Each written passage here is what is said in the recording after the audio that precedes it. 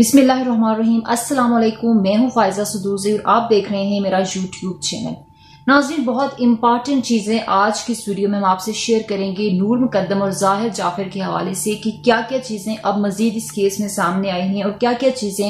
हैरान कर देने वाली हैं। जैसा कि बहुत टाइम से हम इस पर वीलॉग कर रहे हैं, हम इस पर वीडियोस बना रहे हैं जिसमें हम फर्दर आपको डिटेल्स दे रहे हैं कि क्या क्या चीजें सामने आ रही हैं। जिसमें एक बहुत बेसिक चीज थी कि नूर मुकद्दम को जाहिर जाफर अपने घर में बुलाता है और उसको ज़बह करता है, उसको कत्ल करता है, फिर वो सारा ड्रामा रचाता है और उसके सर को और तन को अलग अलग कर देता है। वो सारी स्टोरी, वो सारी चीजें हम बहुत दिनों से सुन भी रहे हैं और आप उसको देख भी रहे हैं वीलॉग्स के थ्रू और सोशल मीडिया पे। मगर कुछ चीजें, कुछ हकायक जो अब चीजें सामने आ रही हैं वो ये हैं कि नूर मुकद्दम को कत्ल करने की असल वजह क्या थी। जाहिर जाफर क्यों नूर मुकद्दम को कत्ल करना चाह रहा था, उसका बहुत बेसिक आंसर जो है वो ये है कि नूर मुकद्दम वो अब बहुत सारे राज जान चुकी थी जाहिर जाफर के बारे में। उसके तमाम गुनाहों कामों से वो वाकिफ थी, जिन जिन धंधों में वो मुलव्वस होता था, जो वो ड्रग्स एडिक्टेड था, उसके अलावा जो मनशियात का कारोबार करता था, उसकी जो पार्टीज वाली लड़कियों के साथ जो पार्टीज करता था, उसकी वो तमाम हरकतें, इन सारी चीजों से नूर मुकद्दम वाकिफ थी और वो चाहती थी कि अब वो जाहिर जाफर से जान छुड़ाए। लेकिन जाहिर जाफर उसकी जान नहीं छोड़ा था और ये भी एक बहुत बड़ी रीजन है कि जाहिर जाफर ने नूर मुकद्दम का कत्ल इस वजह से भी किया कि अब वो नहीं चाहता था कि कोई ऐसा शख्स मौजूद हो जो उसके राज जानता हो या जो उसको किसी बात पे ब्लैकमेल करे।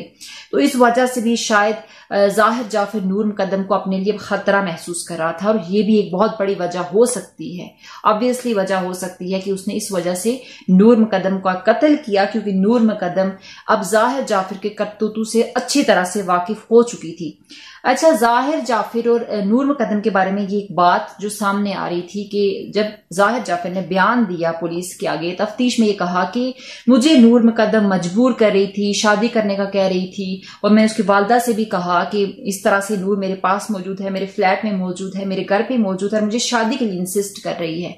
लेकिन जब उसकी दोस्त जो नूर मुकद्दम की दोस्त है, उसका जब बयान सामने आया, उसने कहा कि ऐसी बात तो हम मान ही नहीं सकते क्योंकि जाहिर जाफर एक झूठा शख्स था, एक अयाश शख्स था, शादी का उसका कोई माइंडसेट नहीं था। उसने ये बहुत बड़ा झूठ बोला और एक बेवकूफ वाली स्टेटमेंट दी, वो ये दी कि मुझे नूर शादी का कह रही थी। हालांकि जो जाहिर जाफर था, बज़ाहिर ऐसा लग रहा है कि नूर मुकद्दम उसको इंसिस्ट कर रही थी, लेकिन ऐसा कुछ नहीं था। जाहिर जाफर सिर्फ और सिर्फ नूर मुकद्दम को शादी के लिए नहीं बल्कि अपने यूज के लिए उसको रखना चाह रहा था, उसको रिलेशनशिप में रखना चाह रहा था, उसको मजबूर कर रहा था कि वो उसके साथ लिविंग रिलेशनशिप में रहे। ऐसा कहना है नूर मुकद्दम की दोस्त का कि जाहिर जाफर जो है वो ऐसा कैरेक्टर नहीं था कि जो ये चाहता कि वो निकाह करे या वो घर बसाए, क्योंकि उसका जो बड़ा भाई है उसकी पहले से शादी हो चुकी है, वो शादीशुदा है। इसकी अभी तक जो इसका छोटा भाई है उसकी शादी हो चुकी है और हालांकि जो जाहिर जाफर है ये बड़ा भाई है और इसकी अभी तक शादी नहीं हुई, क्योंकि इसका जो माइंड सेट था वो ऐश परस्ती वाला था। ये लड़कियों के साथ ऐसे ही घूमता फिरता, पार्टीज करता, इसको शादी की जरूरत नहीं थी, नीड नहीं थी, इसलिए कि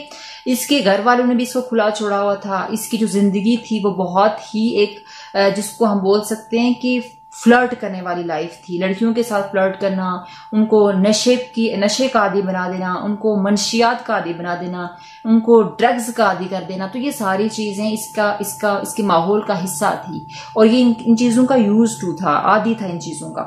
तो ये तो बकवास है। उसकी दोस्त ने, नूर मुकद्दम की दोस्त ने जो तफ्तीश में कहा, जो उसने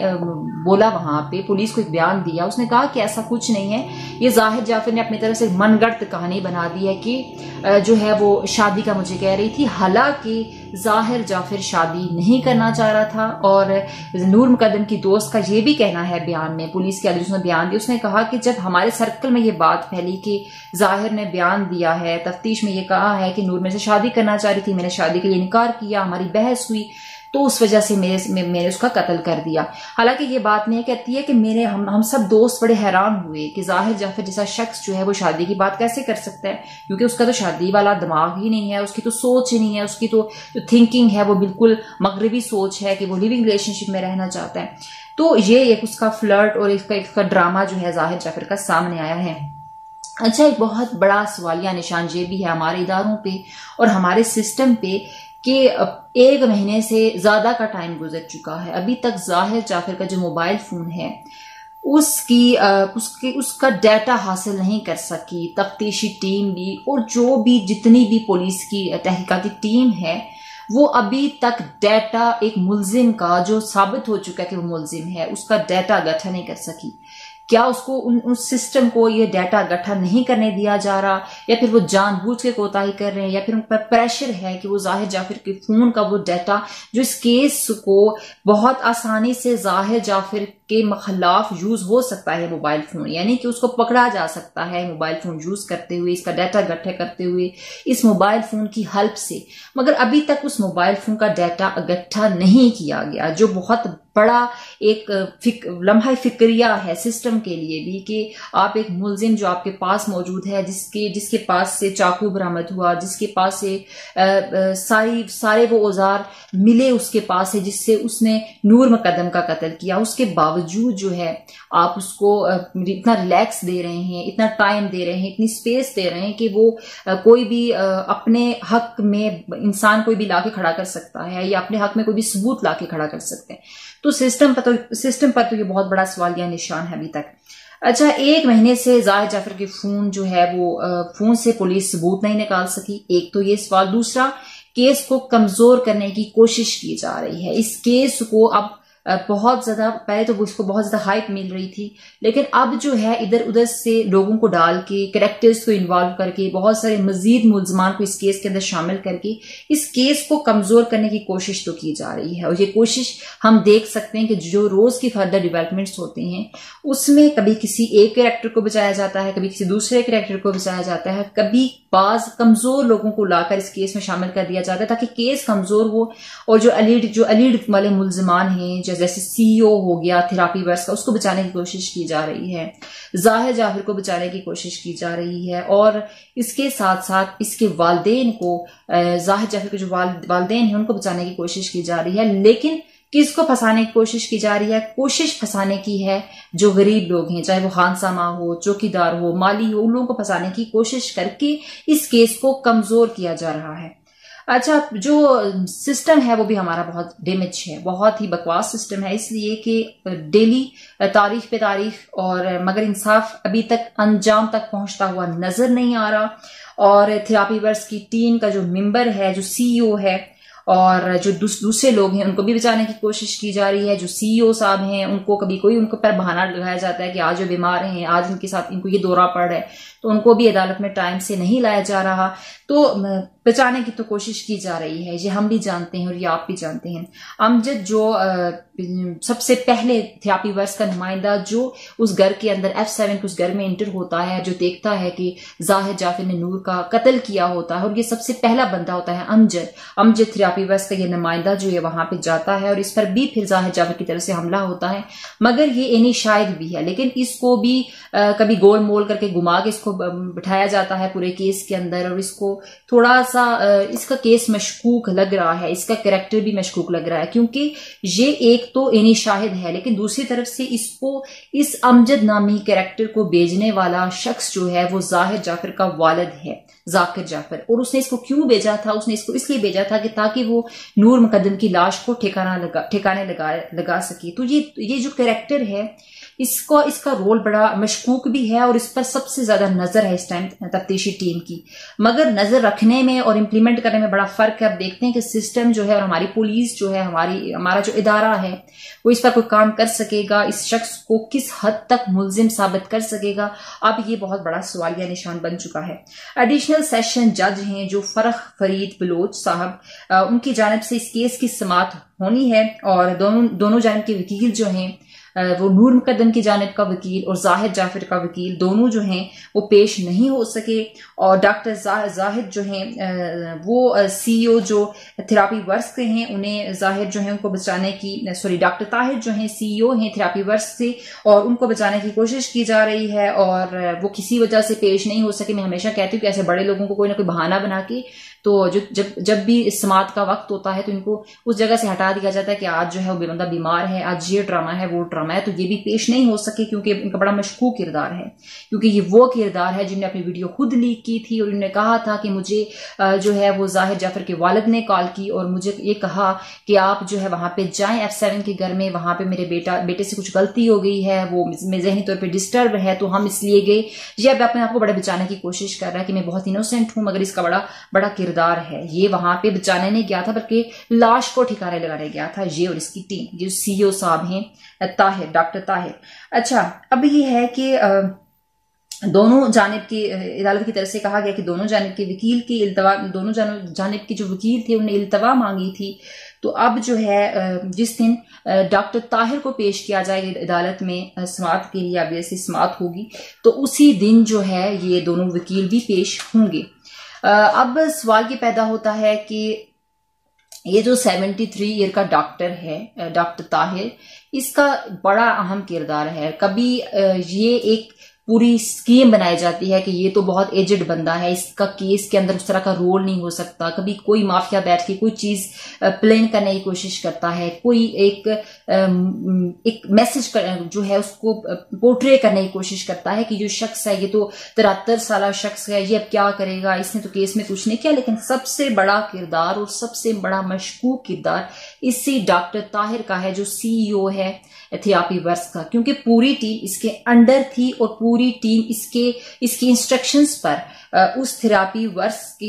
ये जो CEO है इसकी इंस्ट्रक्शन पर उस F7 के घर में जाती है और वहां पे जाके लाश को ठिकाने लगाने के लिए जाती है। वो एक अलग बात है कि वहां पे पुलिस पहुंच जाती है, जो नेबर जो है वो कंप्लेन करता है कि हमारे घर के पास शोर है, तो अचानक से पुलिस पहुंच जाती है। इसी वजह से जो थेरापी वर्क्स का एक माइंडसेट था लाश को ठिकाने लगाने का, वो फिर चेंज हो जाता है और वहां से वो भाग जाते हैं कि भाई अब हम अपनी जान छुड़ा के यहां से भागें। लेकिन इनका मकसद जो था, इनकी इंटेंशन जो थी, वो नूर मुकद्दम की लाश को ठिकाने लगाने का इनकी पूरी सोच थी और इनकी ये थिंकिंग थी। अच्छा, एक बहुत मशकूक अंदाज से अब इसकी जो है वो ब्लड सैंपल्स भी मिले हैं, और जहां पे जाहिर जाफर के, क्योंकि फॉरेंसिक की रिपोर्ट आ चुकी है, मरकजी मुलजिम जाहिर के साथ 12 मुलजमान को हडियाला जेल भेज दिया गया है, जिसमें मैंने आपको बताया था कि माली भी मौजूद है जाहिर जाफर का, और उसके साथ साथ जाहिर जाफर का खानसामा और चौकीदार, इन सबको हडियाला जेल भेज दिया गया है। थेरापी वर्क्स के नुमाइंदे भी, ऑब्वियसली इन सब मुलजमान की DNA रिपोर्ट आएगी और वहां से भी बहुत सारी मजीद चीजें सामने आएंगी।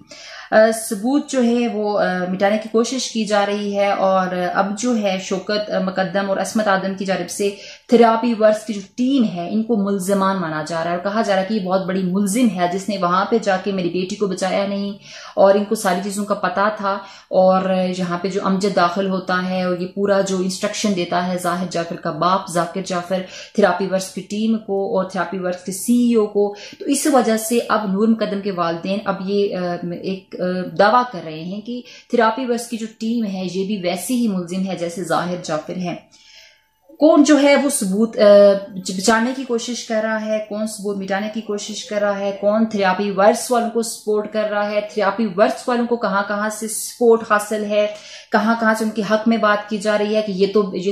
बिल्कुल बेकसूर हैं। बहुत सारे सवालात पैदा होते हैं। अभी तक जाहिर जाफर का डाटा इकट्ठा नहीं हो सका, जो iPhone X है उसका डाटा नहीं निकाला जा सका। ये बहुत बड़े सवालिया निशान हैं और हमारे सिस्टम के लिए ये बहुत ज्यादा तकलीफ दे चीज है, क्योंकि जब तक सिस्टम ठीक नहीं होगा तो इंसाफ का मामला हमेशा से लटकता रहेगा और कोई भी शख्स जो है वो इंसाफ नहीं ले सकेगा। लिहाजा बहुत ज्यादा लटकाया जा रहा है। आप देख सकते हैं कि जब एक शख्स लड़की की लाश के करीब से मिलता है, उसके सारे वो इंस्ट्रूमेंट्स जो वो उसको मारने के लिए यूज करता है, जो जाहिर जाफर नूर मुकद्दम को कत्ल करने के दौरान इस्तेमाल करता है, वो सारी चीजें उधर से मिलती हैं। DNA सैंपल्स मैच कर लेते हैं नूर मुकद्दम और जाहिर जाफर के, और वहां से ब्लड सैंपल्स जो है वो मैच कर लेता है। उसके अलावा वहां से नूर मुकद्दम का कटा हुआ सर मिलता है। उसके बावजूद भी केस को लटकाया जा रहा है। जाहिर जाफर खुद इकरार करता है, इस चीज को एक्सेप्ट करता है कि उसने कत्ल किया है नूर मुकद्दम का, और एक दफा नहीं बेशुमार टाइम उसने तफ्तीश के दौरान पुलिस की हिरासत में अदालत में उसने एक्सेप्ट किया कि हाँ मैंने कत्ल किया। लेकिन उसके बावजूद इतना लटकाया जा रहा है, चीजों को बहुत ज्यादा जो है वो कॉम्प्लिकेटेड बनाने की कोशिश की जा रही है। केस को बहुत कमजोर करने की कोशिश की जा रही है। क्या ये जाफर्स फैमिली का पैसा बोल रहा है या सिस्टम की कमजोरी बोल रही है, या फिर ये पाकिस्तान में जो अजल से होता आ रहा है अब तक वही होता रहेगा, या फिर हम जहनी तौर पर इतने गुलाम लोग हैं कि हम उस सिस्टम को चेंज नहीं करना चाहते और चीजों को बहुत हम लोग चेंज करके बहुत उसको एक डिफरेंट जाविये से लोगों को दिखाते हैं। जो असल हकायक होते हैं उनको छिपा के दुनिया को बहुत बनावट दिखाते हैं, बहुत आर्टिफिशियल चीजें दिखा के खुद हम तस्कीन हासिल कर लेते हैं, मगर जो विक्टिम होता है उसको इंसाफ नहीं मिल पाता। वो हमेशा इसी दुख में रहता है कि मेरे साथ इंसाफ नहीं हुआ, और जिस माशरे में इंसाफ नहीं होता ऑब्वियसली वो माशरा तनज़ली की तरफ जाता है। हमारी रिक्वेस्ट है कि खुदारा इस सिस्टम को ठीक करें। इस पर जो भी अपडेट्स होंगी हम आपसे मजीद शेयर करेंगे। ये प्लेटफॉर्म आपका प्लेटफॉर्म है। खुदा न ख्वास्ता कभी आपके साथ कुछ भी गलत होता है या कभी आपको आवाज की जरूरत हो तो ये प्लेटफॉर्म आपकी आवाज भी बनेगा, आपके लिए भी बात करेगा। लेकिन उसके लिए आप इस चैनल को सब्सक्राइब करें, वीडियोज को ज्यादा से ज्यादा शेयर करें। पाकिस्तान एक खूबसूरत मुल्क है, इसमें रहें, इंजॉय करें, खुश रहें, आबाद रहें। मुझे इजाजत दीजिए। अल्लाह हाफिज।